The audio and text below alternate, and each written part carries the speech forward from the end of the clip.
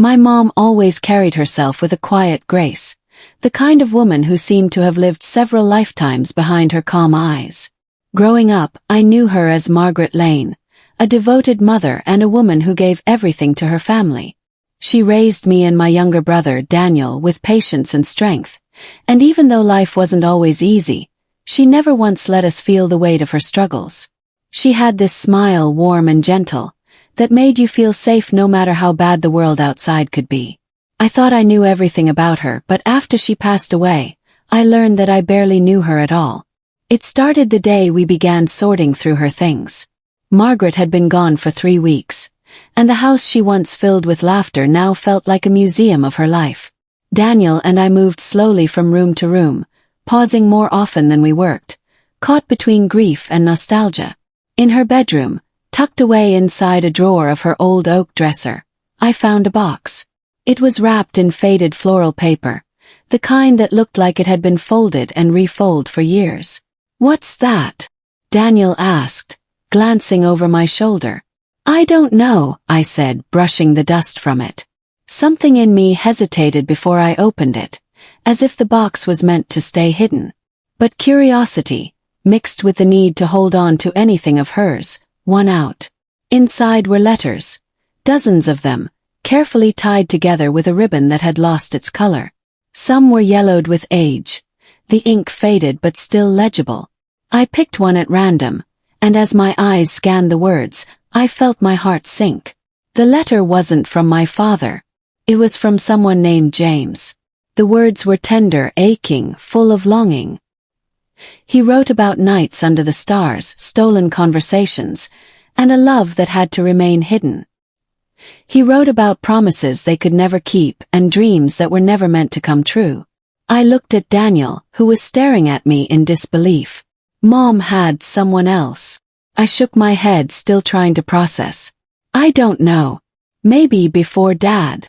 But as we read more letters, the truth became clearer.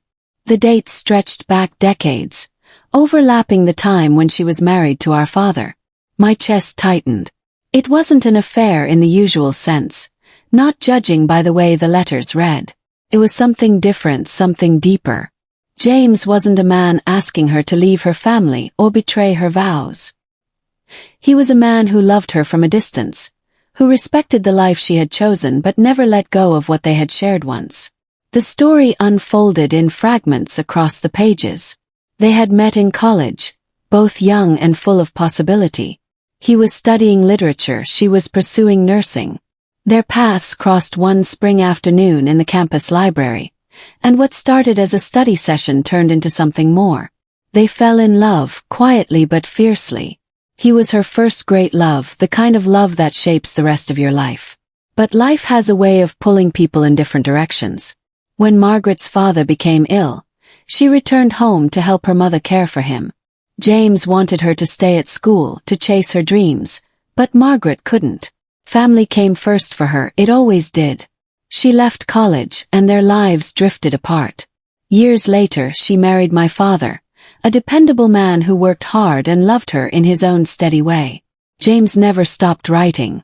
Some letters went unanswered, some she replied to, though carefully. He never stopped loving her, and she never fully let go of him either. They never rekindled their romance physically, at least from what the letters suggested. But emotionally, spiritually, their bond remained alive, tucked away in hidden corners of her heart. Reading those words, I felt like I was intruding on something sacred. The more I read, the more I realized just how much she had carried in silence. She had loved my father, I know she did, but she had also loved James, with a passion that never died. She had chosen the life of responsibility, of family, but in doing so, she had sacrificed her first great love. One letter, dated only 5 years ago, struck me hardest. James had written about coming back to town for a short time. He mentioned how he had seen her from a distance, sitting at the cafe on Main Street, sipping tea the way she always did. He didn't approach her. He didn't want to disturb her life. But he wrote about how seeing her again, even from afar, was enough to remind him why he had never married, why he had lived his life alone. His heart, he said, had never belonged to anyone else. Tears blurred my vision as I read his final words in that letter. If the world had been kinder, Margaret, you and I would have built a life together. But even if my name was never on your mailbox, it was always written across your heart. And that is enough. Daniel wiped his face roughly with the back of his hand. Why didn't she tell us? Why didn't she ever mention him? I didn't have an answer. Maybe she had wanted to protect us. Maybe she had believed that her love story with James belonged to her alone, something too personal, too painful to share. Or maybe she thought we wouldn't understand. That night I couldn't sleep. I kept replaying my memories of her, trying to see if I had ever caught glimpses of the woman behind the mother. Had her faraway stares at the window been thoughts of him? Had the quiet sighs I sometimes overheard been echoes of what she'd lost? I wondered if the soft sadness I sometimes saw in her eyes was the weight of a love she could never fully have. The next day I went back to the box. At the bottom, beneath the letters, was a photograph. It was old, edges worn, but I recognized her instantly. Young, radiant, laughing. Beside her was a man I had never met, tall with kind eyes. James.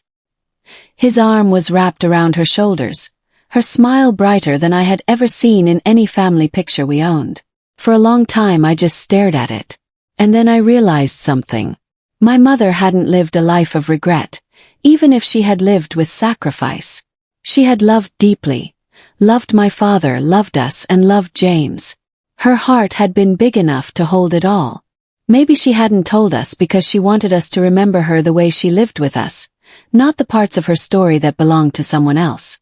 When we buried her box of letters back into the ground beneath the oak tree in our backyard, Daniel and I whispered our goodbyes not just to Mom, but to the part of her we never knew. We mourned her twice that day, the mother we loved and the woman who once loved someone else so fiercely. It's strange, discovering your mother's secret love story after she's gone. You expect to know your parents fully, but sometimes they carry parts of themselves that belong to another time, another life. I don't think less of her for it. If anything, I think more. She wasn't just our mom. She was a woman who had lived, loved, and lost, just like anyone else. And though I discovered it too late, I feel honored to have learned about that hidden piece of her heart. Because now, when I think of her, I don't just see the mother who raised me. I see the young woman who once laughed in the arms of a man named James, who carried a secret love story with her until the very end.